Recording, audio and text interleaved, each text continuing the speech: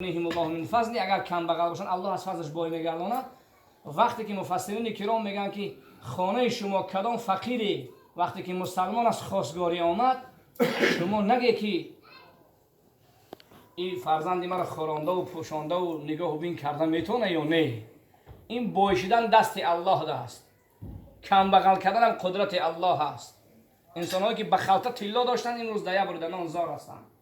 اما انسانی که هیچی نداشتن این روز چی هم بایی بدولتن. شما نگاه نکنید، شما چی تقواش نگاه کنید، مسلمان بودنش نگاه کنید. اما این دختر میره بتونه یکی جو میخورانه میپوشونه ایش فکر نکنه. حتی حضرت ابوبکر صدیق رضی الله عنه عبدالله بن مسعود میگه التمسوا الغنى فی النکاح، شما باید در نکاح طلب کنید. الله میگه یکون فقرا یغنیهم الله من فضله. با نکاح انسان خداوند با فضلش بای میگردانه.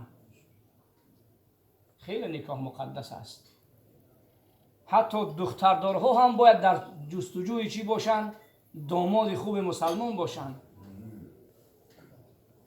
امروز در بین مردم ما فقط پسردارها خانه دختردارها می روند. دختردارها هم خانه پسردارها برن. این عیب نیست، این تعلیمات قرآن است. یگانه تویی که الله در قرآن ذکر کرد، یک نکاحی که پروردگار ذکر کرد توی حضرت موسی علیه السلام است. در سوره مبارکه قصص وقتی حضرت موسی علیه السلام فرار کرد رفت، دخترای شعیب آب یاردم کرد. شما سوره قصص نگاه کنید، قرآن باز تمام زبان ترجمه شده است. وقتی او دعوت کردن خانه حضرت شعیب علیه السلام رفت، خودی حضرت شعیب بیان کرد که الله تبارک و تعالی در قرآن میگه اريد ان انکحک احدى ابنتي، من میخواهم ای موسی یکی از دخترام در نکاح تو بدارم.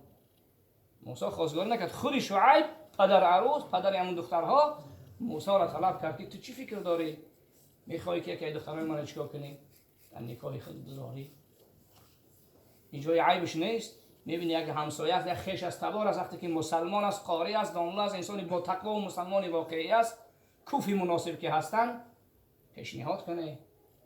اینجای عیبش نیست. اما کسی که فرزندش و گفت حضرت علی رضی الله عنه فرزندش پول مال پسردار نگاه میکنه، تقواش نگاه نمیکنه، که صغیره عرقنوش و بد اخلاق آدمکش میتیه، در حق دخترش خیانت کرده است. وقتی دخترش سوزانده است. بنابراین نکاح خیلی برکت است. بنابراین ما شما باید از این نکاح ها باید فرزندان باید حلقه گوش دختران باید تربیت کنیم که رسول اکرم صلی الله علیه و سلم فرمودن این تحفه و گلدسته است برای پدرها و مادرهایی که دو دختر تربیت میکنن، که پیامبر علیه السلام گفت من عال جاریتین فادبهما فاحسن تعذیبهما وعلمهما فاحسن تعلیمهما جاء یوم القیامه و هو هكذا كهاتین. پیامبر علیه السلام اشاره به ثبات الوسطى اشاره کردن. حدیث صحیح است. پیامبر علیه السلام چی گفت؟ هر انسانی که دو دختر تربیت میکنه، این تربیت کردن بسیار مشکل است. دو دختر تربیت میکنه، با بایا و کمال میرسانه، اونها را از خردی از 3 سالگی با موافقی گفت رسول اکرم صلی الله علیه و آله افتحوا صبیانکم اول کلمه بلا اله الا الله. فرزندان شما وقتی قبل زمان نشوند اونها را کلمه توحید با زبانشان باید بگشایید. کلمه لا اله الا الله محمد رسول الله باید در زبانها باید جاری باشه. الکی 3 سالش از 3 سالگی 7 سالگی نماز، تعلیمات ضروریات دین، هستی خدا، باوری به خدا، باوری به جنت و دوزخ، باوری به ملائکه ها، باوری به پیامبرها و کتاب ها. شرط ملایشان کردن نیست، اونها را شرط مسلمان کردن است. که حضرت یعقوب علیه السلام فرزندانش گفت که استجیب فلا تموتون الا وانتم مسلمون. فرزندان من وصیت من سوره بقره ده همین است برای شما که شما کاری کنید از این دنیا مسلمان بمیره. مسلمان